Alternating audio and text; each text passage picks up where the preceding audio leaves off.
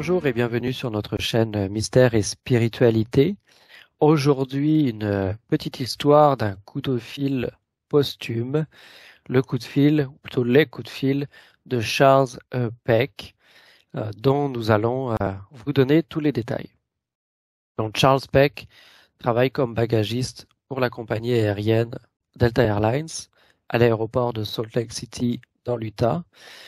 Le 12 septembre 2008, il prend un vol pour Los Angeles, puis monte dans un train car il a un rendez-vous professionnel important.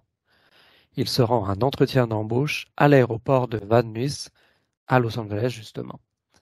Alors pour lui, c'est un enjeu de taille, parce que décrocher un emploi en Californie lui permettrait de s'installer avec sa fiancée qui y réside déjà.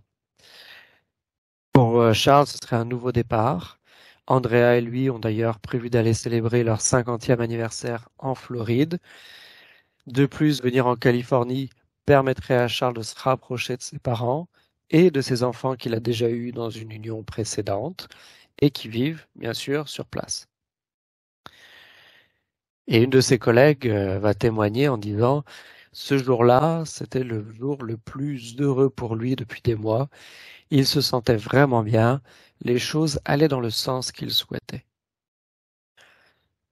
Mais le conte de fées va rapidement, malheureusement, tourner au cauchemar. À 16h22, ce 12 septembre 2008, le train de voyageurs de la Metrolink Country Line, avec 225 passagers à bord, percute de plein fouet un train de marchandises de l'Union Pacific conduit par une équipe de 3 personnes. L'impact a lieu à plus de 100 km/h près de Stony Point Park et c'est un dégât effroyable comme vous pouvez le voir sur la photo qui est derrière moi.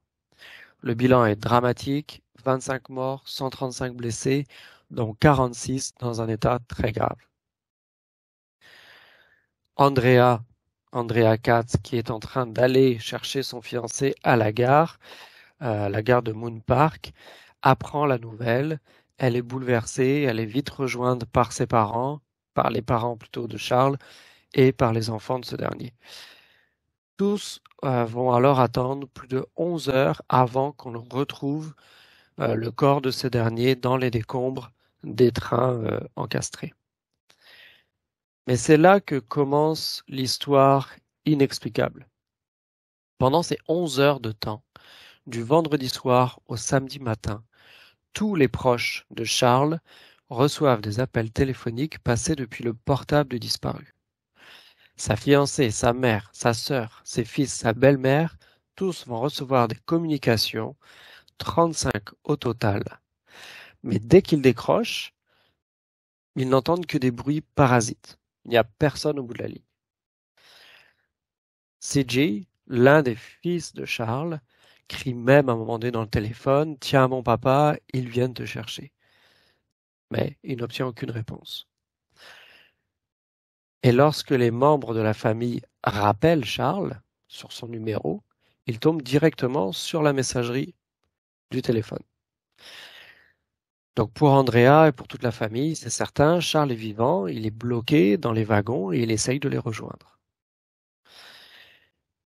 Grâce à ces multiples appels, les sauveteurs vont finir par géolocaliser l'endroit d'où ils sont émis exactement.